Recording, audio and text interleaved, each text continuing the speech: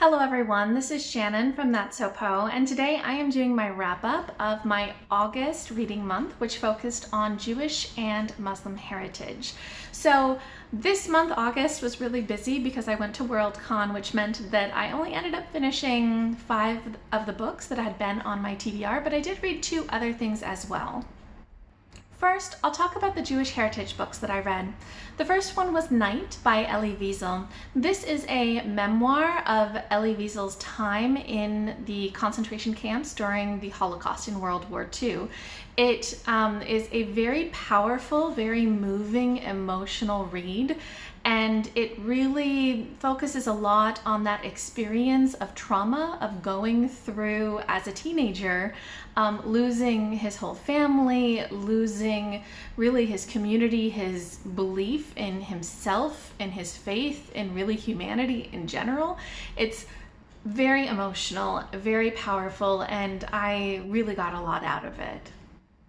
The second Jewish heritage book that I read was Sapiens by Yuval Noah Harari, who is a professor in Israel and wrote this book originally in Hebrew and then later translated it into English. This is a nonfiction book about the history of humanity, and it looks at why humanity has been so successful compared to other animals, compared to even, other types of humans, so things like Neanderthals.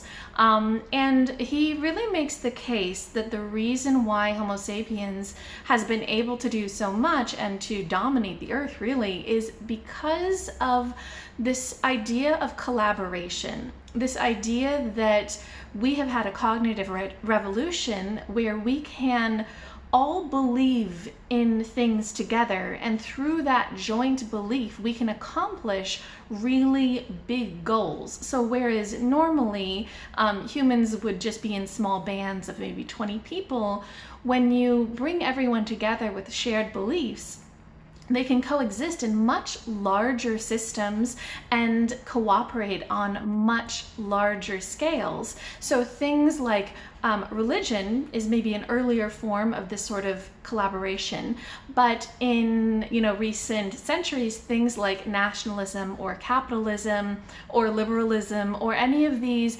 belief systems that unite us and get us to do things cooperatively have really led to humanity's kind of dominance. And he just makes the case that all of these are made up. Most of these things that we believe in, they're not natural systems, or it's not like we're believing in physics together and therefore we're doing a ton of things together. We are creating ideas about what is right, what is good, what we should do, and based on the depth of those beliefs, we take action. So this book has, quite a few criticisms that I've seen about things like it not being new research or whatever, but it really has a lot of interesting ideas in it that made me think, so I enjoyed it for that. Then I finished 2 other books that weren't originally on my TBR, but were Jewish heritage. These were Mouse, Volumes 1 and 2 by Art Spiegelman. This is something that was suggested by Reasonable, and these were very good. These are graphic representations of the author's father's history during the Holocaust. His father was, maybe in his 20s or 30s when the Holocaust happened, and it's the story of his father and his mother's survival through that, as well as back when this was done, I believe in the 80s, his father in that current day, and kind of understanding who his father was as a person and what he had gone through.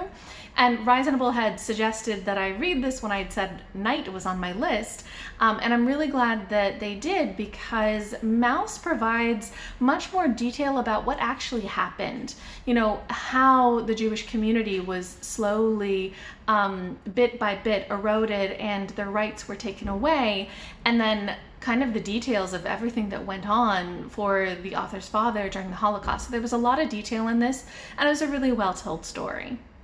Now moving on to the Muslim heritage books that I finished.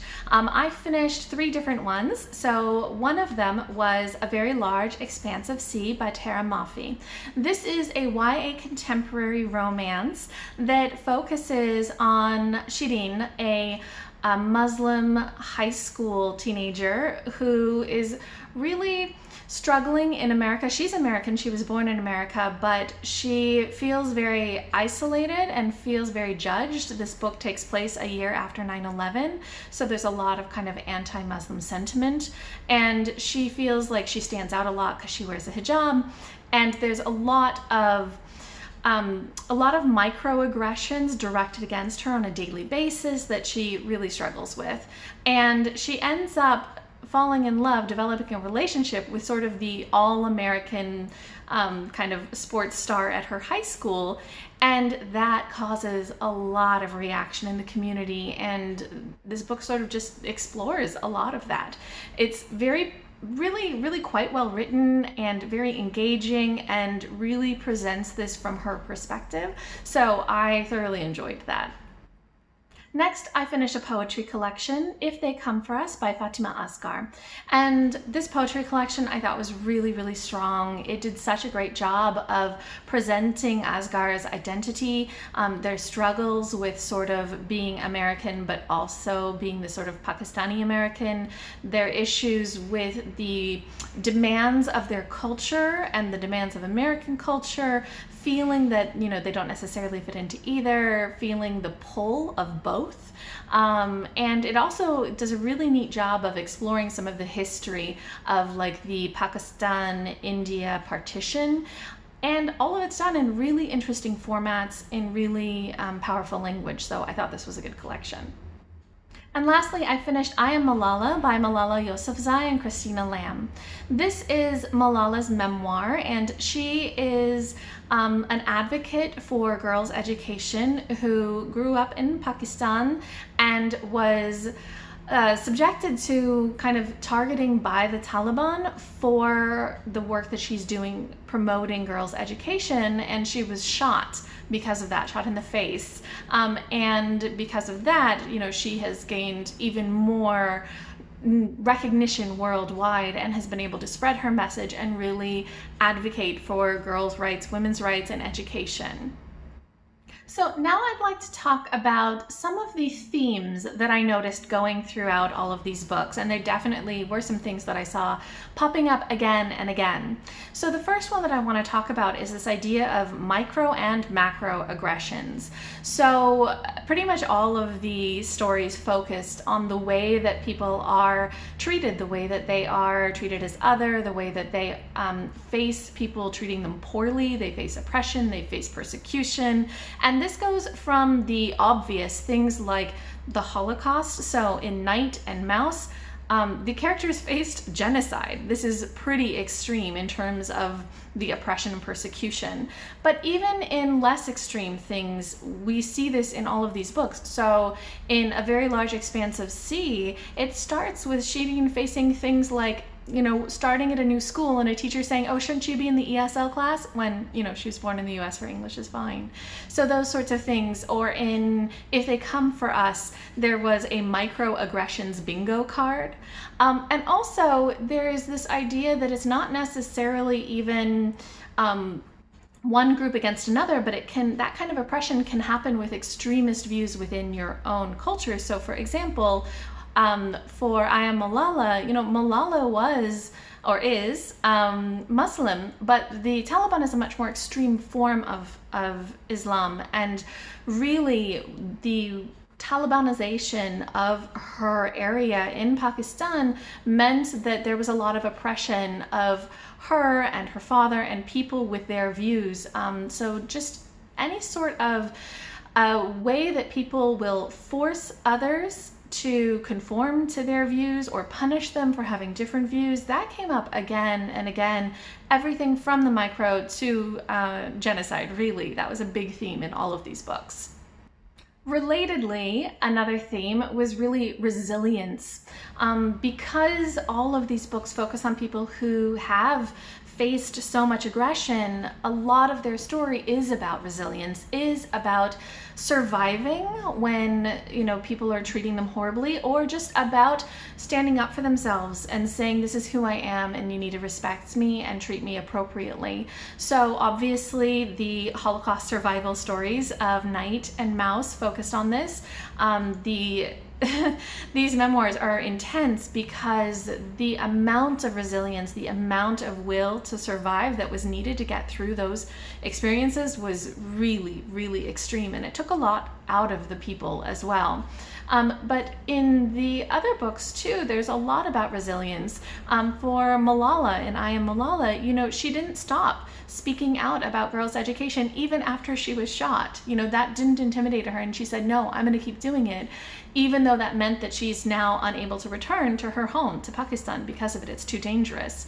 In things like A Very Large Expanse of Sea, the main character, Shirin, she will not cave, even though things get pretty extreme in terms of the way her community reacts to her relationship with an American boy.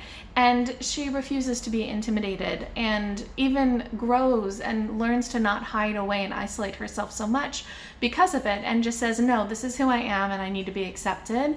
And I really like that theme of resilience in all of these stories. And lastly, not necessarily a theme that ran throughout all of these stories, but more of a way of thinking about them. When I read Sapiens, which is this, you know, nonfiction talking about human value systems, really, and beliefs, I think that that really helped frame a lot of what I was reading and helped interpret some of it, in that in Sapiens, Harari really argues that the belief systems we have are not, you know, natural world things. There's something that we as humans come up with and decide to believe in. There's nothing that is correct or right about a certain belief system. And so when we choose to act based on our belief systems, or when we choose to even buy into a belief system, that's something that we are making a choice about. And we can choose to believe different things, and sometimes it's a good idea to question what your belief system is and question if the beliefs you have are causing you to improve the sort of situation of humanity, or if you are inducing more human suffering through those. And I think that's a really good reminder that these ways of acting that people have, you know, treated others poorly because their belief system tells them, oh, I should persecute these people, that isn't a natural thing. That isn't who we should be, who we necessarily must be. We have a choice. And I really liked the argument that Harari made that going forward, you know, we need to think about what kind of world do we want to create? Because whatever belief system we buy into, we are perpetuating those values and making those spread and making those have strength. So I liked that argument that, you know, we could make a better world simply by choosing to believe that we should make a better world. So that kind of really helped me frame some of the way that I thought about these books. And I liked that idea of moving forward and with more kindness and more tolerance that is possible if we just choose to say that that's what our belief system is. Okay, so to wrap up this video, I want to just give you guys a couple of recommendations. If you don't have time to read all the books that I mentioned for this month, I want to give you 3 recommendations for the top books that I think other people might like to read. The first is A Very Large Expanse of Sea by Tahereh Mafi. I think that Tahereh Mafi does such a great job in this book of really putting you in the shoes of a Muslim teenager, and I think that that builds great empathy because you go through this story, you really relate to her character, you understand the frustration of those microaggressions, and I think you also understand the position of privilege that her American boyfriend comes from, where he doesn't understand that she could be treated poorly, and I think that his eyes open to that in the story, and I think that's a really good thing for us to read about. So I enjoyed the story a lot, and I think it just develops that kind of compassion. Similarly, I think that reading Night by Elie Wiesel develops a lot of empathy for somebody who is going through great trauma. I think that this book's real strength is helping you understand the extent to which people can be treated poorly and then the extent to which that can affect them and can kind of tear down their identity and tear down who they feel that they are and just what extents they must go to survive. So I think this really builds empathy for people who are going through extremely traumatic situations, and I think that's very useful because even if nobody you know is going through extreme trauma, you might meet somebody at some time, and that just kind of helps build empathy for what they might have gone through. And lastly, I'd recommend Sapiens by Yuval Harari. I thought that this nonfiction book just did such a great job of covering a lot of the history of humanity and bringing up many ideas and ways to think about what has happened in kind of the history of humankind.